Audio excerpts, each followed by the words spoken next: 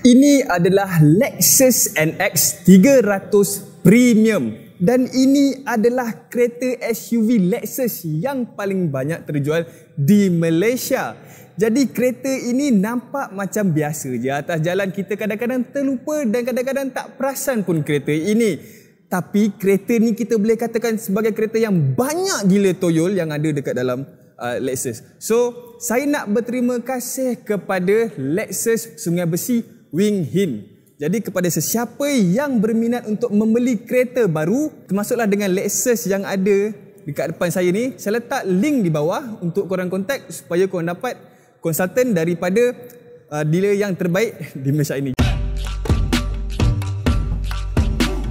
Jadi NX 300 ini boleh dikatakan sebagai sebuah crossover SUV. Yang lagi besar daripada ini adalah RX dan yang lagi kecil daripada crossover ini adalah US. Jadi dia duduk di tengah-tengah. So saya akan tunjukkan kepada korang semua apa features pelik dan features menarik yang terdapat dengan NX 300 ini, which is memang banyak daripada kereta yang saya review pada sebelum ini. Lepas tu saya akan tunjukkan korang sekeliling design yang ada pada kereta ini. Jadinya kita akan tengok apa yang kita boleh perasan dari segi design. Lepas tu saya akan tunjukkan kepada korang semua features-features yang boleh kita dapat apabila kita membeli NX 300 ini. So cukuplah dengan sembang kosong, jom kita start. Jom.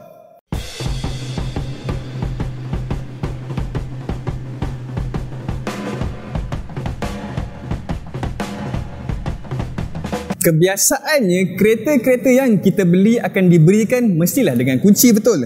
First saya tunjukkan kepada korang kunci yang ada.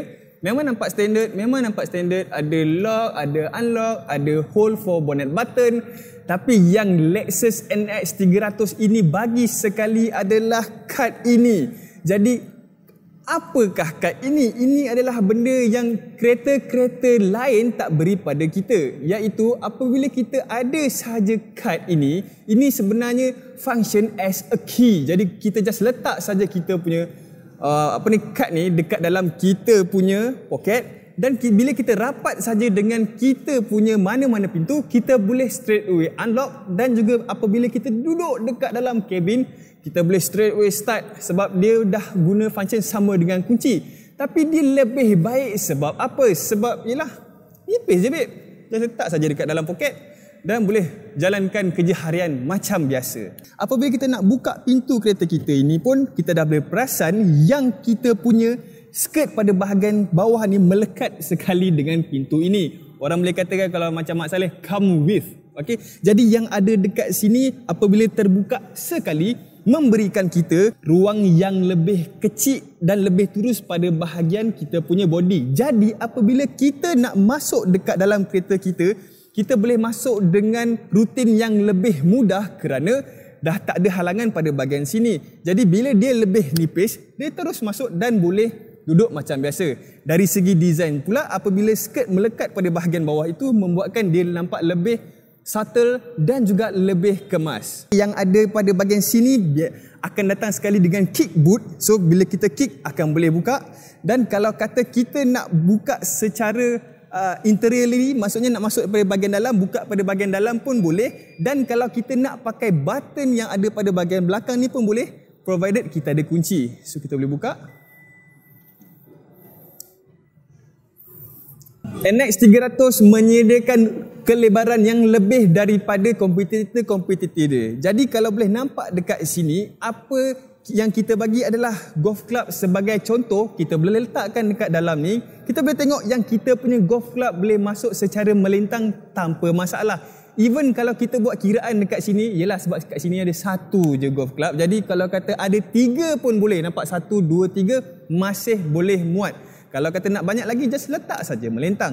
Kalau untuk dia punya kompetitor, kalau kata kita nak masukkan kita punya golf club, masih boleh masuk, tapi harus diletakkan secara menyengit. Dan apabila kita spend harga lebih daripada RM300,000, kita kalau boleh naklah golf club kita boleh masuk secara melintang, tak payah menyengit. So itu adalah big point dan juga big features yang ada dekat dalam NX 300. Apabila kita tekan saja, kita boleh adjust kita punya seat belakang ini. Kalau tengok pada bahagian sini, bila saya tekan saja kita boleh pergi berdiri macam ni. Kalau kata kita nak buat kerja ataupun kita nak biar tegak, kita boleh biar tegak. Dan apabila kita rasa kita nak tidur ke, nak lelap sekejap ke, nak baring ke, okey, kita ada pada bahagian belakang ni, boleh terus baring. So itu adalah features yang sangat hebat dan saya tak tahu orang lain kenapa tak fikir pasal features ni, sebab saya tengok brand-brand lain yang sama mahal macam ni pun masih tak berikan features macam ni. Nak turunkan seat ni pun memang senang. Selalunya kalau kita nak turunkan rear seat kita untuk letak barang yang besar-besar macam contoh IKEA punya barang ke macam mana kan, kita mesti nakkan satu function yang kalau boleh senang. Kita mungkin macam ada asyik-asyik kena turun seat belakang ni, asyik-asyik kena turun seat belakang ni. Tapi untuk kereta NX300 ini, dia datang sekali dengan satu button. Jadi button pada bahagian sini, macam saya tunjuk tadi masa mula-mula tu, memanglah boleh adjust kita punya seat ni depan ke belakang. Dia boleh even set untuk kita turun sampai ke bawah. So dia ada 3 button pada bahagian sini, pada bahagian tadi dan juga pada bahagian pemandu. So itu adalah features yang kemas dan juga sangat bagus untuk digunakan. Yeay! Selalunya situasi yang ada adalah kalau kata kereta-kereta lain nak easy access hanya pada bahagian pemandu sahaja. Yang lain-lain kalau duduk kat sini dah memang kena keluar kunci dan juga unlock. Lexus dah fikirkan masalah tersebut dan dia counter dengan cara letakkan easy access pada keempat-empat bahagian sekali. Kalau boleh tengok, saya cuba pada bahagian kanan, boleh. Saya buat pada bahagian depan dan juga pada bahagian belakang. Jadi yang untuk belah kiri pun sama. Saya just adjust saja pada bahagian depan dan bahagian belakang, boleh masuk, boleh keluar. Sama sahaja. NX300 didatangkan dengan 2 exhaust van dan apabila van yang ada pada bahagian belakang dan bawah ini sangat besar membuatkan dia punya pipe tu bila kita tengok daripada bawah boleh nampak sampai ke depan dia punya lohong tu. Kereta ini ada lebih visibility pada bahagian kiri dan kanan. Macam mana? Nampak tak benda ni? Kalau boleh tengok pada bahagian sini, selalunya kereta-kereta yang lain akan tertutup sepenuhnya. Jadi dia punya blind spot lebih susah untuk kita tengok pada bahagian kiri dan kanan. Untuk kereta Lexus, dia dah tekankan pada bahagian sini. Jadi semua kereta Lexus akan ada glass pada bahagian kiri dan kanan, membuatkan kita punya blind spot untuk kereta Lexus sangat berkurangan. Antara benda menarik yang NX bagi lagi kepada kita adalah satu, dia bagi sekali dengan hydraulic punya boot. Bukanlah nak kata kereta-kereta lain tak bagi hydraulic punya boot depan ni. Banyak juga yang bagi, tapi jarang yang kita tengok JDM bagi hydraulic. So bila saya tengok saja ada hydraulic pada bahagian sini, kereta Jepun ada hydraulic kan senang. Apa yang menarik pada enjin kereta ini adalah dia mempunyai turbo dan dia menggunakan turbo yang menggunakan air to liquid punya sistem untuk menyejukkan enjin ini. So apa perbezaan dia? So kebiasaan turbo yang kita tengok pada zaman sekarang adalah air to air. Jadi bila dia air to air membuatkan apabila dia idle sahaja, dia punya enjin tu memang bising. So NX300 ini nak mengurangkan dia punya kebisingan yang ada apabila idle. So dia convert daripada air to air kepada air to liquid. Jadi membuatkan dia lebih diam apabila dia idle. And dia punya turbo ni dipanggil twin spool. So apabila orang dengar sahaja twin spool tu, dia orang tak nampak bahagian spool tu. Dia terus ingat yang ini adalah turbo, ada twin turbo. Sebenarnya tak, twin spool tu sebenarnya adalah dia punya term nak bagi tahu yang dia ni ada anti-lag. So kereta ini walaupun dia ada turbo, dia ada anti-lag, membuatkan kereta ni tak ada perlu pun 1 second 2 second untuk tunggu dia pergi. Kereta ni terus pergi. Kejap lagi kita test drive. So alang-alang kita dah duduk pada bahagian enjin ini, kereta ini memiliki 235 horsepower dan juga 350 Nm of torque. Dan saya suka dia punya engine bay sebab dia punya head punya cover tu memang nampak smart. Saya tak tengok lagi head cover yang nampak cool macam ni. Nampak design dia smart. Padahal duduk dekat dalam bonnet je kot. So apabila kita bercakap sahaja bahagian design, kita boleh nampak yang bahagian design yang ada pada NX300 ini boleh dikatakan cukup menarik dan juga futuristik. So apabila kita membeli kereta ini, kita boleh expect yang kereta ini boleh dijadikan sebagai kereta yang timeless untuk beberapa tahun akan datang.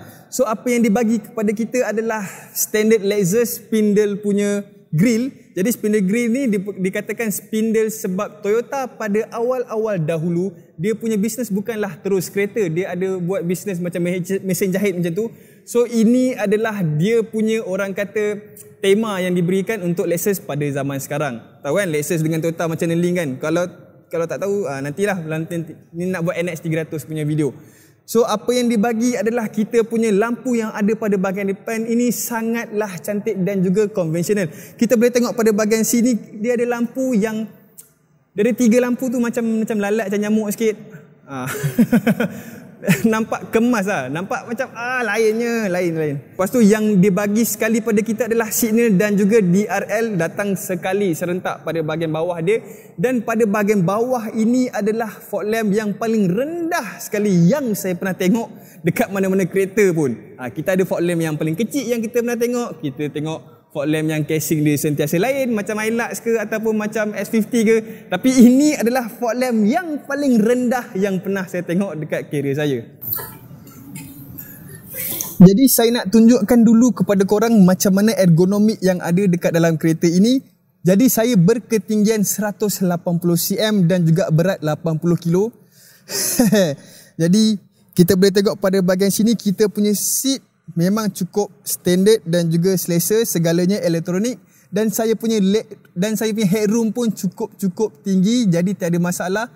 Dia tak ada nak kata macam rendah sangat ke apa ke. So ini adalah setup paling tinggi untuk seat belakang. Yalah, kita boleh setup daripada depan ke belakang kan. So saya punya headroom memang cukup ada, tiada masalah langsung. Saya tak perlu pun nak bawa saya punya measurement tape tu. Dan pada bahagian depan pun boleh tengok pada bahagian sini, even seat dia dah habis ke belakang pun saya still ada legroom yang luas dan mencukupi.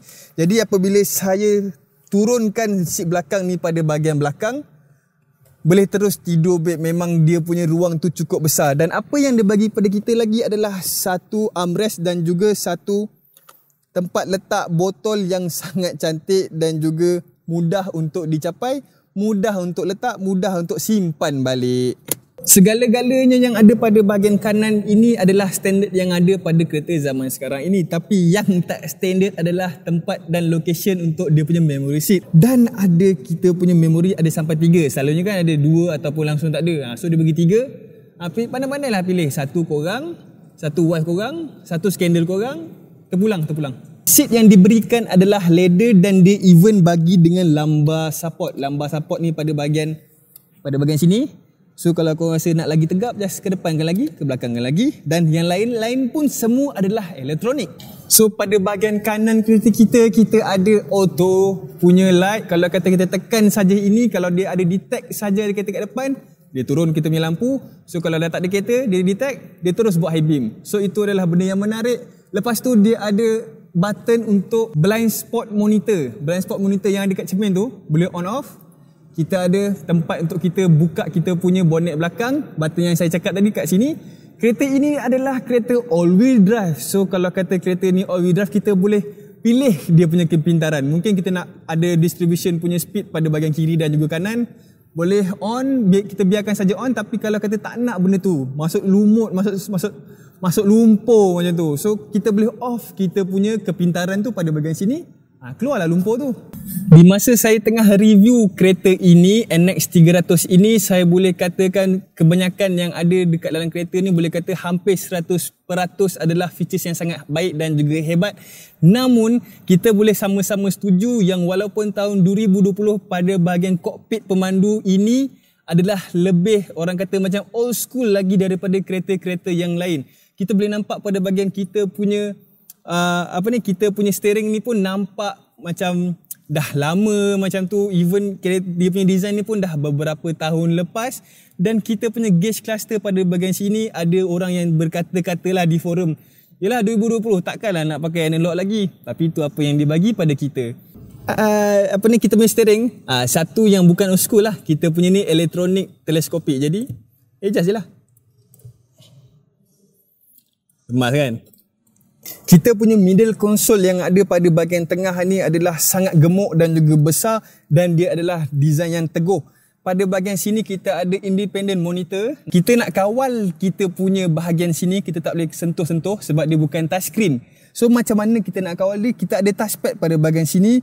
kenapa kereta Lexus buat macam ni, reason dia adalah untuk mengurangkan failure. Tapi keburukan dia apabila kita bawa kereta ini, kita kena tengok sikit kita punya bahagian depan ini.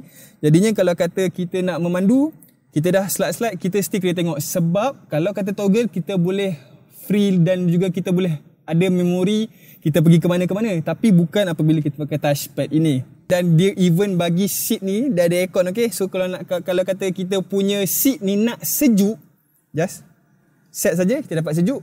Panas, panaskan je lah. So dia ada kawalan suhu pada bahagian seat, babe. Kita punya gear pun kita boleh adalah jenis-jenis bergigi macam kereta-kereta Toyota. Dan dia ada mode Eco dan juga Sport. Kalau kata nak biasa saja, just push saja, dia akan jadi normal mode. Material yang diberikan adalah material yang sangat cantik dan juga terkini. So itu adalah benda yang kemas dan dia pun teguh juga. So jangan risau, okay? Dari segi safety, kereta ini didatangkan dengan 7 airbag dekat dalam kereta NX 300 ini. Dan juga dia ada banyak lagi features-features untuk safety yang terdapat dekat dalam kereta ini. So kita dah habis tengok secara menyeluruh apa yang ada dekat dalam kereta NX 300 ini. So jom kita test drive dan kita tengok macam mana pengalaman memandu NX 300 ini. Saya akan dokumen kepada korang apa yang saya rasa secara menyeluruh. So jom kita pergi, babe. Jom. First impression apabila saya memandu kereta ini, saya boleh katakan yang kereta ini mempunyai features yang betul-betul banyak. Saya dah review banyak kereta, namun kereta-kereta yang dibagi features tu mungkin ada yang lagi banyak daripada ini, tapi tak pakai pun. Faham tak maksud saya? Kereta ini memiliki features yang cukup banyak yang memang kita akan pakai. So itu adalah kelebihan Lexus dan juga NX 300 yang kita boleh perasan straight away. And then my first impression is kereta ini dikatakan sebagai kereta crossover. Tapi dari segi pemanduan, saya boleh katakan kereta ini adalah kereta yang cukup tinggi. And saya cukup merasai saya punya kesiasaan. Sebab masa saya nak start kereta ni pun, saya dah buka saya punya aircon pada bahagian seat ni. So my spine is feeling good. So my review will be good. Tadi saya ada cakap pasal visibility yang orang kata blind spot tu kan. Memang betul-betul function. Saya boleh nampak pada bahagian kiri dan juga kanan. Kereta Lexus memang memiliki peace of mind yang sangat hebat. Sebab apa? Sebab kereta ini adalah kereta yang paling reliable selama 8 tahun berturut-turut dekat satu dunia. Boleh check. Tahun lepas Lexus nombor 1, Porsche nombor 2, Toyota nombor 3. Memang yang lain-lain semua down. So Lexus dah pegang 8 tahun straight. So memang mudah. Interior dan interior kereta ini boleh dikatakan sangat cantik dan futuristik. Satu saja yang saya rasa macam kelainan sikit lah. Kereta ini mempunyai design profile yang sama dekat seluruh segi, sama macam Mazda. So kadang-kadang kita rasa macam boring sikit. Itu saja. Tapi dari segi total estetik memang nampak cantik. Sekarang ni saya tengah tengok benda yang cantik. Dari segi pricing, kereta ini kompetitor dia adalah X3 dan juga GLC, Mercedes dan juga BM dan juga XC60. So dari segi harga korang boleh check, memang tak banyak pun beza. Okay? Dan dia punya after service lagi bagus dan dia punya maintenance lagi murah. Dari segi comfort, saya tak cakap tadi saya ceritakan semua. Comfort memang A. Serius Jun. Dari segi handling, kita boleh tengok yang kita punya suspension dan juga damper yang diberikan adalah standard. Dia bagi MacPherson strut pada bahagian depan dan juga belakang yang saya cakap tadi. So kita boleh expect yang handling kereta ini adalah handling kereta yang normal. So kereta ni boleh accelerate dengan sangat baik. 7.1 second tu memang cepat gila. Adakah kereta ini memiliki fun factor? Okey, kereta ini adalah kereta yang targeted untuk family ataupun orang yang profesional ataupun orang yang nak bawa bosses korang pada bahagian belakang. So fun factor yang ada pada kereta ini hanyalah dari segi performance, tak ada pada bahagian lain. Adakah kereta ini memiliki features yang banyak? Masa awal-awal tengah drive pun saya dah cakap, kereta ini memang memiliki features yang sangat banyak dan features yang memang korang nak pakai. Macam pada bahagian belakang tu, yang seat boleh selantik tu, itu adalah features penting. Tapi kereta brand lain tak bagi pun. So kereta ini ada features yang sangat hebat dan korang akan pakai. Sebab saya dah review banyak kereta, selalunya kereta-kereta lain pun ada features banyak tapi tak pakai. Adakah kereta ini boleh daily? Boleh, confirm boleh daily. Adakah kereta ini memiliki kualiti yang baik? Kereta ini kereta yang paling reliable selama 8 tahun betul-betul. So memang betul-betul reliable. Memang betul-betul ada kualiti. Dari segi value, kereta ini memiliki value yang sangat baik. Korang boleh check sendiri. Lepas beberapa tahun pun, apabila nak dijual balik pun still duduk pada harga yang tinggi. Kecuali LS. Betul. LS saja yang turun harga. Sebab yelah CC terlalu besar, bukan untuk market Malaysia. Kalau korang tak tahu kereta lah, tak tahu pasal kereta, tapi nak pakai kereta yang luxury, lepas tu korang tak nak pening kepala, pilihlah Lexus. Serius. Jangan pakai brand-brand yang memang korang tak erti pakai. So itu sahaja review saya pada kali ini.